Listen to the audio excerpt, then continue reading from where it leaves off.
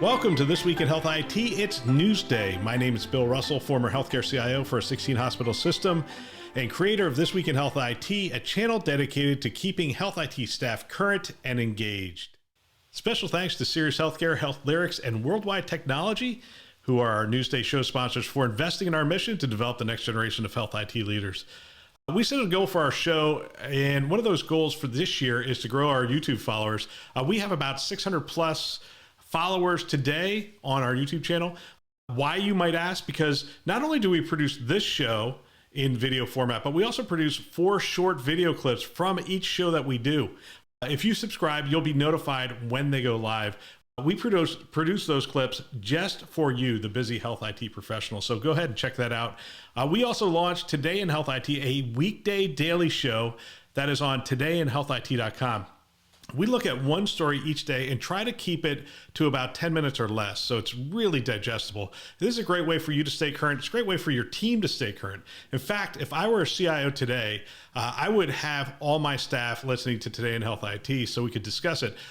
Agree with the content, disagree with the content. It is still a great way to get the conversation started, so check that out as well. Now, on to today's show. I'm going to give you some of your time back.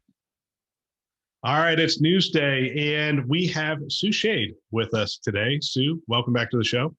Thanks. Good to see you, Bill. Good to see you. You're moving pretty quick. How's the search going at Boston? That's going well. In fact, we are at the point of deciding on who we're bringing in for first round interviews. So we reviewed a very good, strong slate of candidates, and I'm confident that we've got someone there, and we're going to move this along. Fantastic. So for people who don't know, you are currently the interim CIO for Boston Children's, in addition to your role as a principal at StarBridge Advisors, which is not a small job either. You guys have a lot of people that work with you at StarBridge Advisors at this point, don't you? We do. We have about 40 plus advisors who have served in senior leadership roles in health IT that are working on engagements available for interim and advisory work. Yep. Good team. Right. So you're pretty much not paying attention to your dogs and your husband at this point because you have all that other stuff going on? Well, you know what? The advantage of this particular interim, both given the proximity to where I live, as well as the virtual world that we're living in still at this point, is that I am home all week. I am not traveling Monday morning, coming home Thursday night or Friday, and in a hotel every night. So yeah, I see my husband and my dogs every day. Wow. That's fantastic. What's the major projects? You're working on the EHR? You're working on what other things are you working on? That really is the priority at this point, the business case around the EHR path to the future and what we're going to do. So we're circling in on that, and along with all the other projects going on in day to day, but that's where I'm spending most of my focus with the team. Well, we have some fun stories this week. We're going to look at telehealth and telehealth cybersecurity. I've gotten emails where people are like, "You talk a lot about telehealth and cybersecurity." I'm like, "Well, it's top of mind. These are the number one and number two things that CIOs are talking about." Is that just me dreaming here, or I think it's the conversation? I would agree with you. The other is the people side and the virtual and the return to the office. That's a big topic to be figuring out right now, how that's going to work. Yeah. All right. So I'm going to tee up the first story. Comes from Dr. Joseph Kvedar's keynote address to the American Telemedicine Association. He was a guest on the show. You're very familiar with him, having worked up there in Boston with him. So let me give you some of the things that he talks about. So he said last year at this time, telehealth was on the top of the mountain from March to June.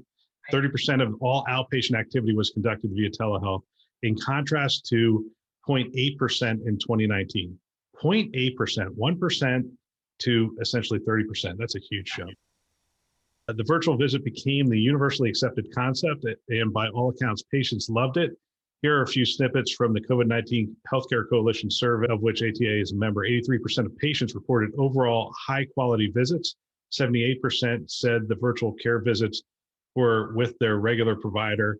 And he comes back to that theme later. And over 75% said they would continue using telehealth for chronic disease management. What's going to be the driver? If you think about this, what's going to be the driver moving forward? Do you think it is going to be patients asking for it? Do you think it's going to be systems transitioning as the payment models adjust to telehealth visits? It's just more, it's a more efficient way of doing some visits. I mean, where does the conversation lead us? What drives it moving? I think the first one about patient asking and convenience is probably the biggest. So many people figured out that it works, that they can have their visits with their physicians from home.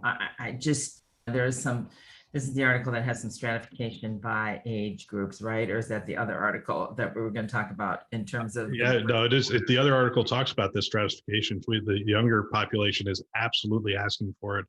The older population is sort of looking at it going, I want to go back to where we were before. And when you think about that older generation, in some cases, they're isolated and lonely.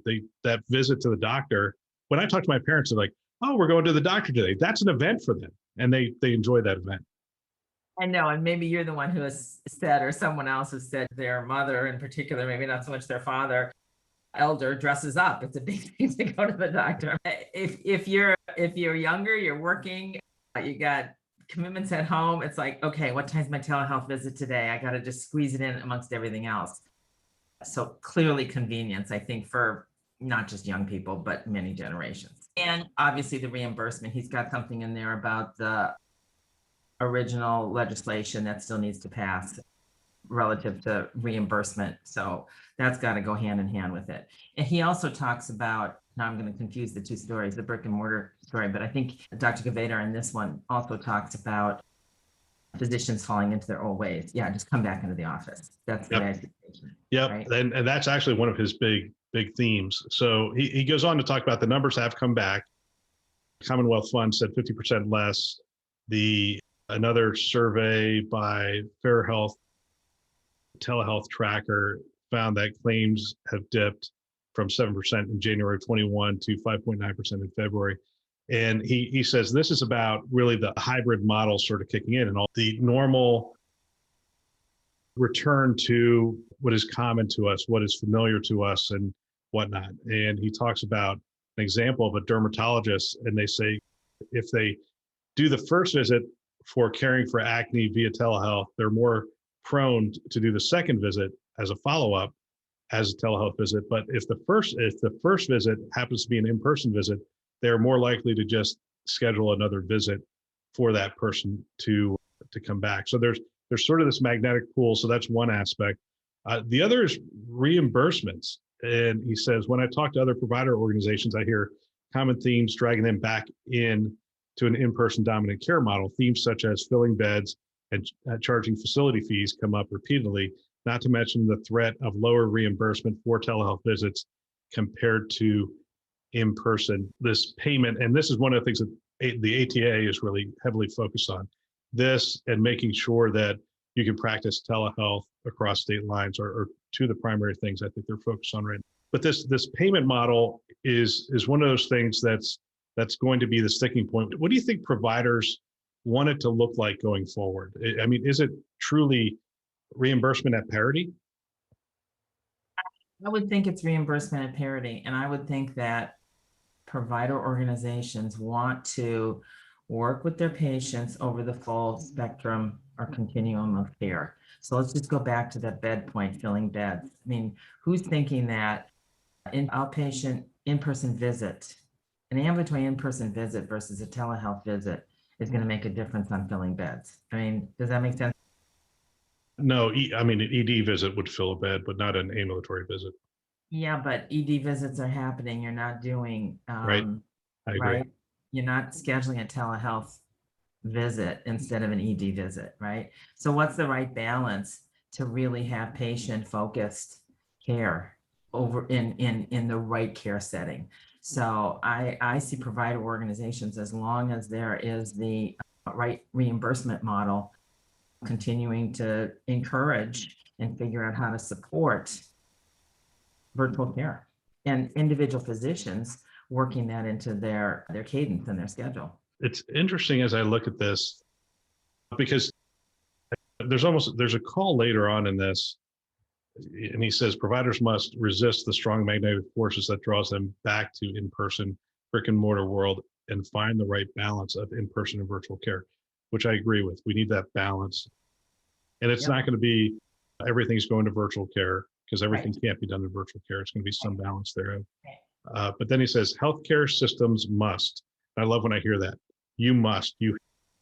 But anyway, healthcare systems must embrace value-based care rather than fee-for-service model that brings people into facilities. This is difficult after experiencing a period of significant financial loss. It's interesting when we look at healthcare systems and we say, hey, you must do this. It's not in your financial best interest. It's not in your normal practice. So you're going to have to change a lot of things. You're going to have to invest in the future and do other things. You must do these things, even though financially it's not in your best interest, while these other players are standing, these new entrants are standing these things up without the legacy and the overall infrastructure to move forward. I mean, when I hear that thing, if I was a CIO, if I just put my hat back on, I'm a CIO at St. Joe's. Now, we were mission driven and we tried to do the right thing in all cases, but there was a certain reality, a certain financial reality that we had to look at all the time. All right, we're going to go to telehealth and we're going to start losing, I don't know, $30 a visit, $40 a visit. Are we going to be able to make that work? And does that work for increasing access, improving quality, and those kind of things? So we have to put metrics around those things to make sure that what we're doing is not impacting the quality of care, obviously, and it's increasing access. There's no question that it does increase access. In fact, there's an article I covered on Today in Health IT last week, which said, in fact, it is driving overutilization, in that people are, once they realize how convenient it is, they're more prone to call in. But this shouldn't be a bad thing, right, for us. We want more touch points with, especially chronic patients, but people calling in saying, hey, I've got this. We want to avoid ED visits and whatnot. This is, and he even says it in here, this is sort of tricky. What's the hybrid? What's the balance? Do you have a comment there? In terms of the balance, I'm going to bleed into the other article that we shared on bricks and mortar. I think that's where there was the example of a mother who has had 60, what'd she say, over a period of time, 60 specialist visits for her child who's got significant medical issues. And how often does she have to drag her? How often does she have to go in physically with her child for those visits versus the telehealth? So I just go back to convenience and finding the right balance.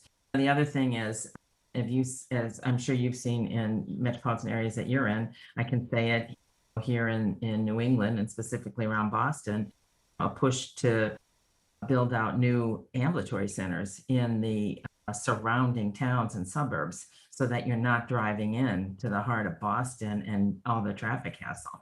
So you take that one step further, you're making care accessible there. One step further, what can be telehealth visit instead of coming even into one of those satellite centers? Yeah, and it's interesting to me because United Healthcare did this retroactive look at ED visits, and they were going to deny claims based on the criticality of the nature of the care. But the reality is some people have been trained to go to the ED, and I think it was New York Presbyterian. In fact, I'm sure it was New York Presbyterian. Daniel Barchi talked about this on the talk, and he said they actually created a pilot where they had one door went to the ED, and then the other door went to a telehealth visit, essentially. So they could get triaged before, or they could even be sent from the ED over to that, saying, hey, look, you could do this over here. It's just a lot better experience. And I don't remember all the details, but the cost on one side was almost like 7 to 10 times the amount as the cost on the other side. I never really understood that. It's in the same building. It's because you're seeing your primary care doctor instead of seeing an emergency visit kicks off a lot of things, and there's a lot of infrastructure to support that. I get that from that perspective, but that's why we need more ambulatory surgery centers. It's also why we need a very clear message, I think, to our communities that says, look, start your visit here. Unless you're bleeding and those kind of things, start it here. Start a conversation with this doctor via telehealth. In fact, my insurance carrier, I don't have it in front of me now, but my insurance carrier sent me a thing that said, start all your engagements with your healthcare system through Teledoc, offered through my insurance carrier. It's really not a bad model because you don't want me self-diagnosing. I can't diagnose myself. And it's great to have a trained medical professional on the other line of the phone who could potentially do 20, 25, 30 visits an hour, really, if depending on how long the calls go. So I'm curious. So in that plan, is that through Teledoc, is the provider you're actually talking to part of the health system that you would ultimately go to? That your PCP is connected? No, actually, I don't think they would be. Okay.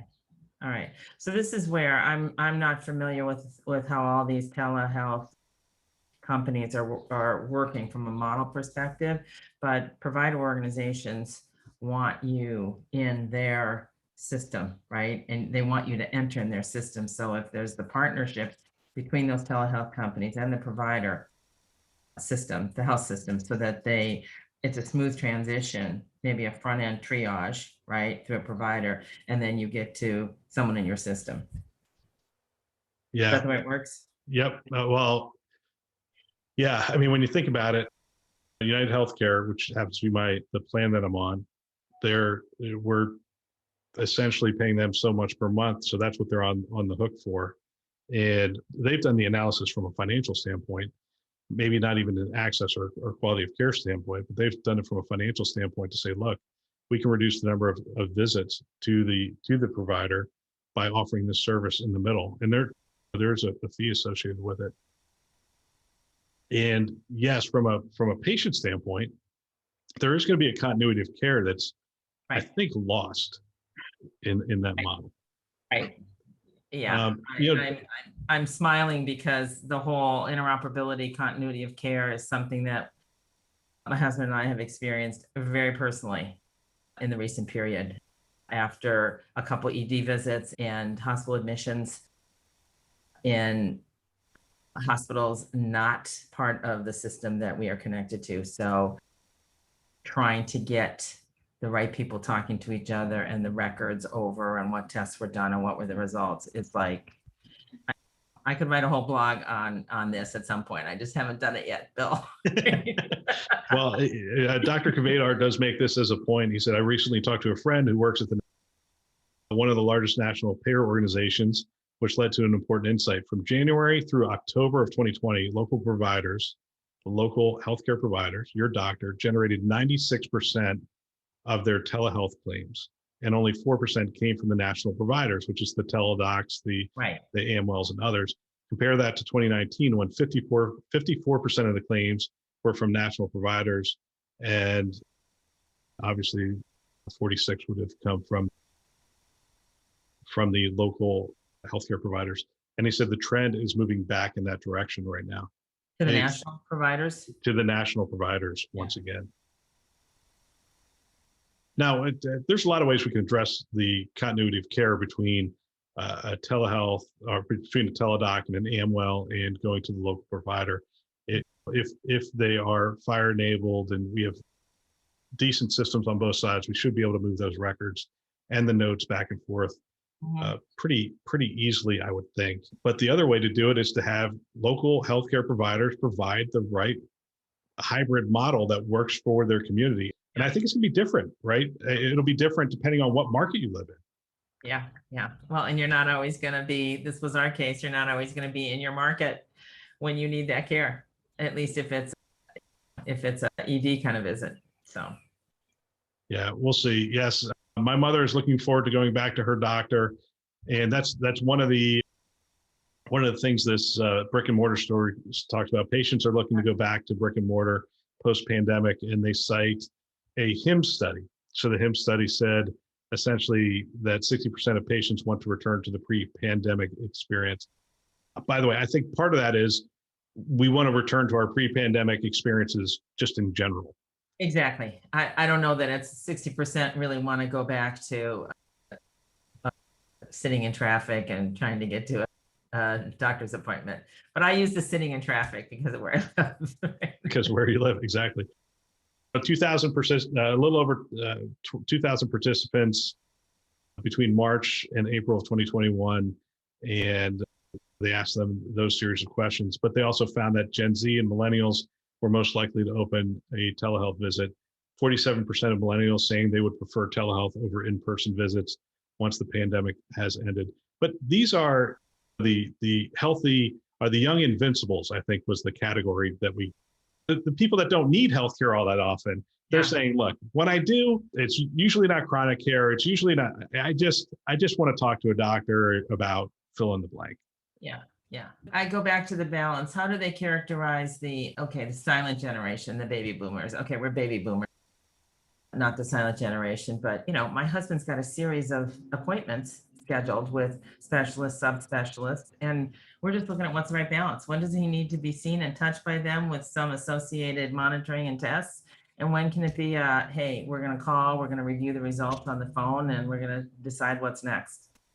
So what's that balance? I think this segues pretty good into our next story, because the hospital room of the future, 5 innovation execs outline what to expect in the next 5 years. And there's some great content. Tom Andriola at UC Irvine, Nick Patel at Prisma in Columbia, Albert Chan at Sutter, Daniel Durand at LifeBridge in Baltimore, and Mark Weissman, who has been on the show before at Tidal Health Systems. And we're going to go into this in a little more detail, but the overarching theme is we're moving into the home. Yeah. I think almost 3 or 4 of them said, hey, the hospital room of the future is going to look dramatically different in the building itself, but they are very much thinking about what does the hospital room of the future look like in your home. Well, if we can get to higher levels of acuity in the home, I would assume we can do some of that monitoring and some of those other things that we were talking about, and telehealth visits to sort of augment those things. Healthcare could look very different in the next 5 to 10 years in terms of sending people home with certain monitors, or maybe even they have bought devices that have, that are FDA certified to monitor some things.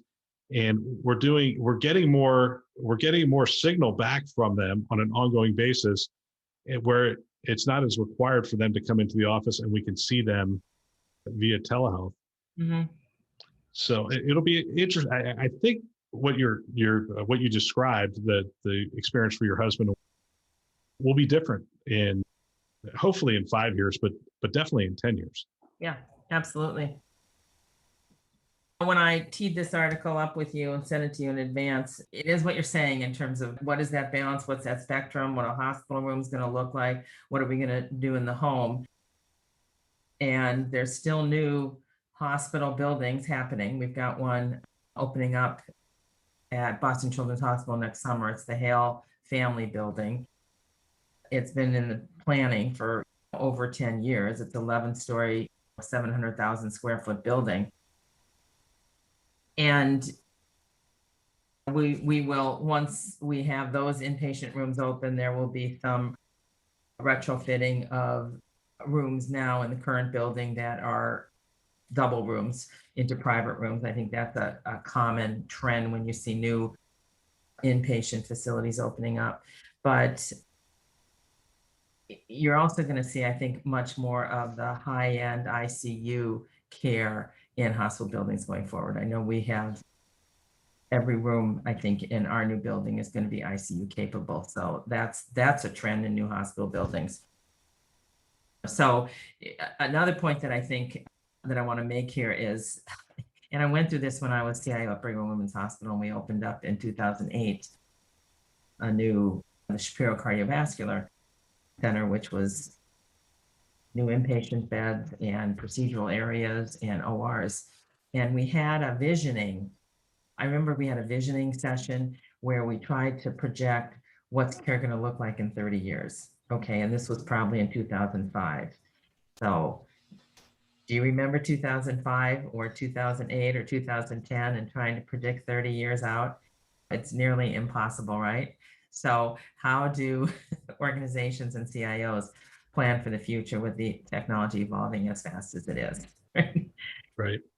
Yeah, and you have these trade-offs. I had a conversation with a CIO that's a part of building a new building, and we were talking Cat 6, Cat 6E, wireless, Yeah. and you sit there and go, well, there's the limitations of what's actually available today. There's the demands that don't exist today, but you know are going to exist right around the corner. And so, and then there's budget, right? Yeah. Yeah. Yeah.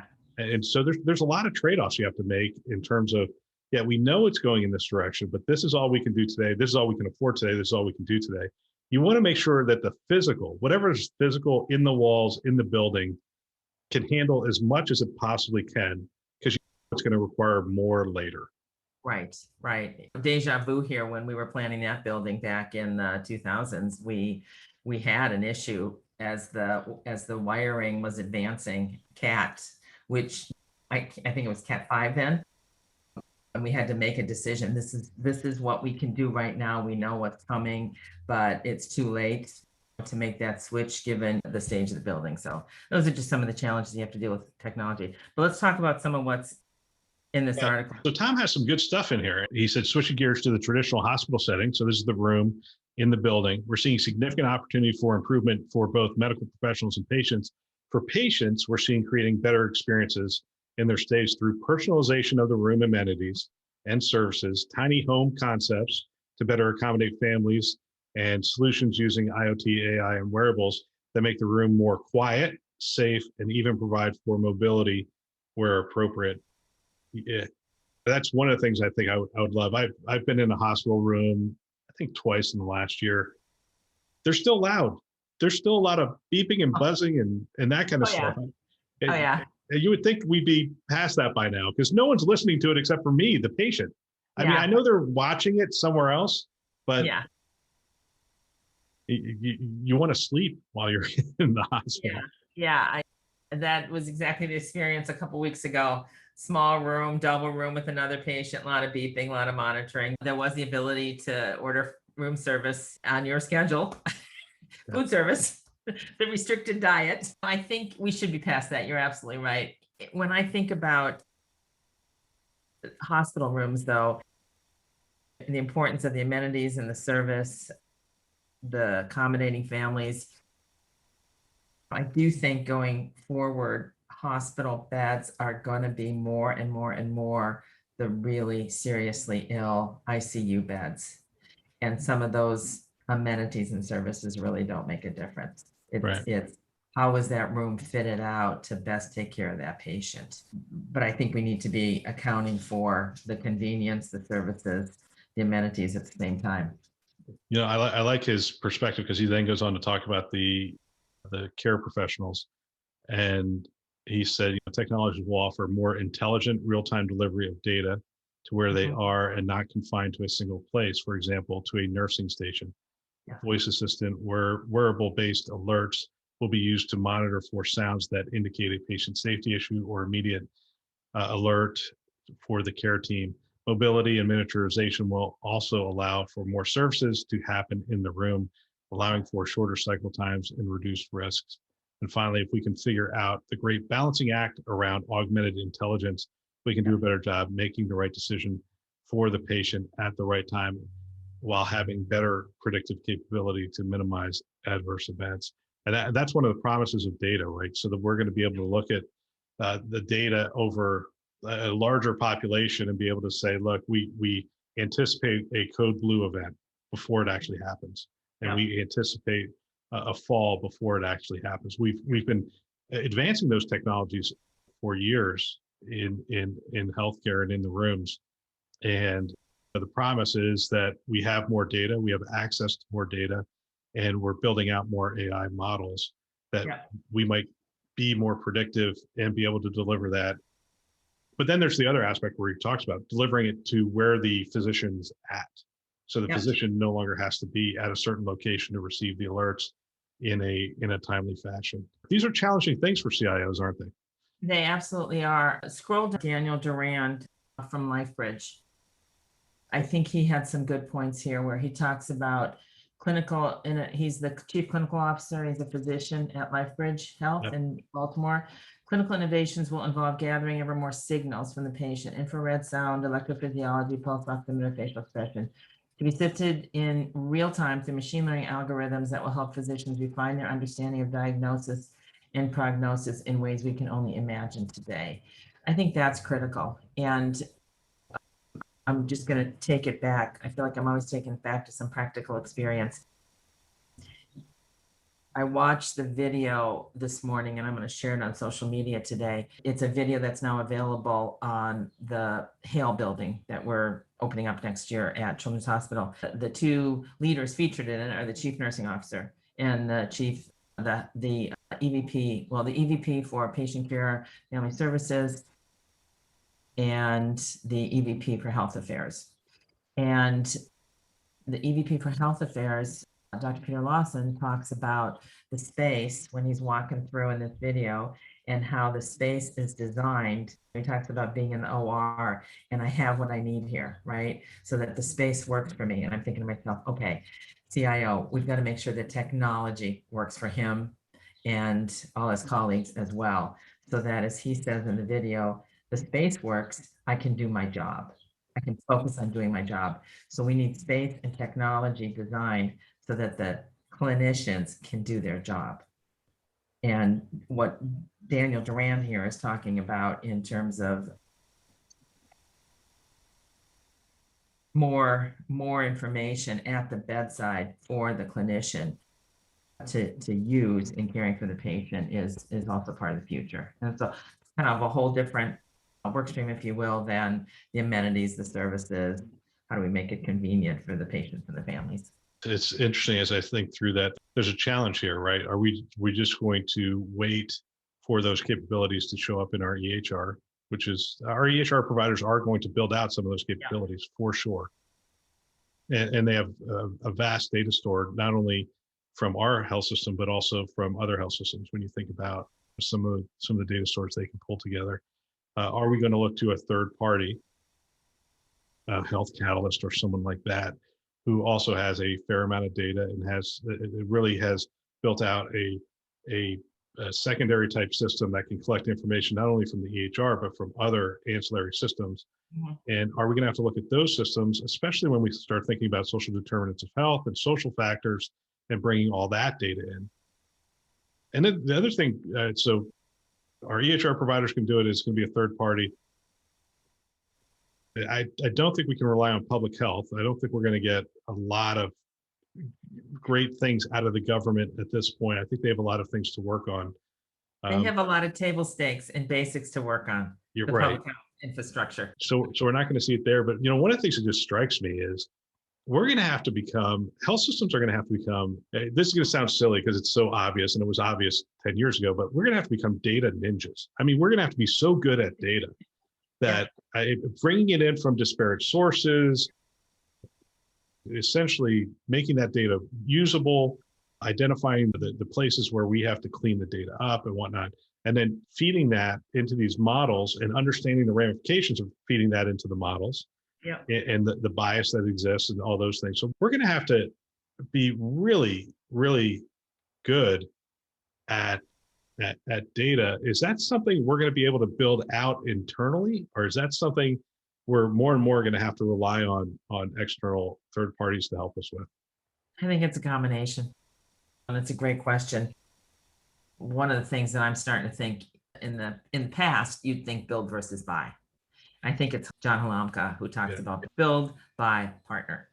Yep. I think at Boston Children's Hospital, we're looking at it that way: buy, build, or partner, whatever order you want to put it in. But why should we be building it if there is some new entrant in the market that's already doing it and that we can partner with, that we then can hopefully integrate well with our core platforms? Yeah, that's going to be the interesting balancing act, I think, moving forward. I think the battle for talent is just starting, to be honest with you. I think it's going to heat up and get harder and harder, especially as funding keeps coming into digital health. I mean, the offers outside of healthcare are somewhat more lucrative than they are within healthcare. You mean within private industry, technology firms than within a provider-based health system? Yeah, I mean, I get people asking me about, we're looking to hire a doctor for this role within this new startup or private equity backed or whatever. And some of them don't pay as well. I mean, doctors generally have done pretty well in this space, but others do pay pretty well. And there's going to be a battle for talent, I think. Let's hit the last two stories. HHS allocates $80 million to diversify health IT, and the ONS for health IT has established $80 million program to strengthen U.S. public health informatics and data science by diversifying the health IT workforce. They said on June 17th. And let's see here, this is from their actual healthit.gov website. Through a 4-year cooperative agreement, a PHIT workforce development program recipients will be a part of a consortium that will develop a program curriculum, recruit and train participants, develop internship opportunities, and assist in career placement at public health agencies, public health focused nonprofits, for public health focused private sector or clinical settings. Again, talking about the talent, they identify that this is going to help 4,000 individuals, and that organizations can apply for this. Let me see. I want to be real clear here. Yeah, there's an application process for the program. Aims to train more than 4,000 people over 4 years through an interdisciplinary approach. ONC will award up to $75 million to cooperative agreements recipients and use the remaining $5 million to support the program's administration. So there's a process to getting access to that money, but the real goal here is 4,000 people within minority or underserved communities being trained in the area of public health and data, specifically data and informatics, to support public health. So interesting initiative. Curious, I mean, you brought this story to me. What are your thoughts? Well, twofold. One, we need to be investing in the public health infrastructure. And this is a drop in the bucket of what is probably from the federal government going into public health infrastructure at this point in time. I don't know what that number is, but it's good that as part of the current administration's plans in terms of healthcare nationally, that there will be more money in public health infrastructure. The second part of the good, or the win-win, is recognizing that we have to grow our health IT workforce and we need to have more diversity, and a program such as this to train and make opportunities available to people of color is a positive thing, in my opinion. So it will help with talent overall, and it helps with broadening opportunities for communities that maybe didn't have them in the past. Yeah, it was interesting to hear the 7 previous ONC coordinators at the CHIME conference talking about this and how historically underfunded public health has been. And all of them agreed. It's like, we all brought it up. We all made them aware. But the problem is we invested significantly on the provider side, on this side. I think they said to the tune of, $40 billion has gone into the medical record. And they said one of the things that happened during the pandemic is all of a sudden we had this really robust, I mean, we don't think of it as robust, but it is fairly robust architecture over here on the provider side. And the public health side was completely underfunded. So we turned this and said, all right, we're going to give you this data. And he said it was like taking a fire hose and pointing it at this cup and saying, trying to fill the cup. And the public health infrastructure just buckled under that need. And so there's I think a uniform recognition that money has to go in that direction. It'll be interesting to see if we have a unified vision for what that should look like, I think. Mm-hmm. Yeah. Well, because you have both federal and state when it comes to public health, and states can vary widely. I know it's not in this story, but I think one of the tragedies, there's so many dimensions and tragedies to the pandemic, but one of them was how many public health leaders came under fire and decided to leave their positions. So there's just a lot of need in the public health space.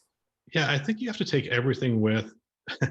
I recently did a review of Sky Lakes Medical Center and their response to the ransomware attack. And I give them a lot of leeway because, quite frankly, it's a small organization that has all the same regulatory requirements that you would have at a very large organization with a lot of staff and a lot of budget. And I know how that goes. They just carve off what they can towards cyber security, and they do what they can every year. And the same thing with public health. I mean, you could put those people under scrutiny, but it's not like they haven't been asking for more money for decades. Right. So, a good segue to the last story on cyber, right? Yeah, cyber. I think cyber's getting the attention it needs. It will get a lot more money and a lot more funding. Senators introduced bipartisan bill to fight cybercrime. This goes along with the story we covered where President Biden has really put together the executive order, which is moving this forward. A lot of focus on this from all sides, all Congress, from the president, military. I mean, bipartisan. Just say it, Bill. It's bipartisan. It's beyond bipartisan at this point. We were looking at this going, they could shut down our pipelines, they could shut down our hospitals, they can shut down our meat factories, they can. I mean, at this point, I think we're all afraid that they could just shut down our power in large sections of the country. So there's a lot of things that this particular bill says, if passed, the bill would allow authorities to confiscate communication devices and other tools used to commit cybercrime, enhance, which I can't believe we don't already have, enhance prosecutors' ability to shut down botnets and other digital infrastructure used for a wide range of illegal activity, which is great. As we know, there's probably still a lot of computers across the country where the users of those computers don't realize they're a part of the illegal activity because they've been compromised. Create a new criminal violation for individuals who have knowingly targeted critical infrastructure, such as dams, power plants, hospitals, and election infrastructure. Prohibit cyber criminals from selling across to botnets to carry out cyber attacks. And I saw an article this morning. The FBI director is strongly encouraging, the words were stronger than that, I forget what the words were, but essentially telling people, stop paying ransomware. But what's the alternative? I mean, the alternative, now, let me be clear here. Paying the ransom doesn't necessarily mean you're going to get the information back. Doesn't necessarily mean they're not going to ransom you at a later date with the same information. So I understand why not to pay them. But when you're talking critical infrastructure, when you're talking about, can I bring my hospital back online? How do I get my images back? How do I, or the pipeline, how do you get things going? I mean, we've seen cases recently where the pipeline, I forget the number, but I know it was upwards of $5 million was sent out.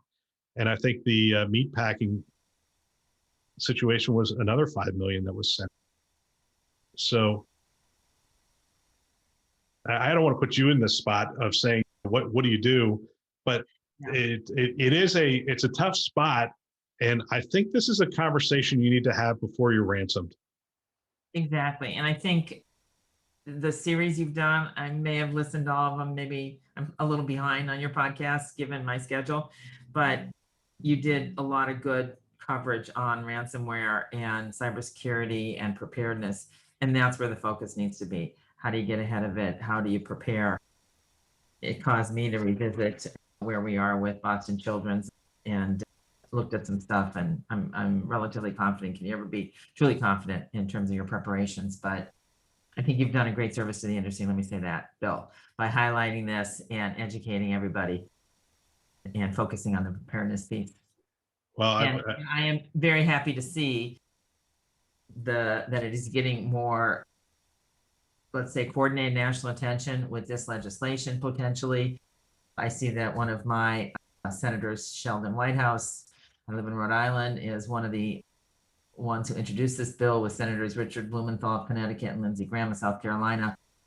The article after Scripps by their CEO was excellent. I know you shared that with me. We don't have time to talk about it, but being willing to say it's going to take a village. It's not one hospital that missed something and therefore they were subject to this.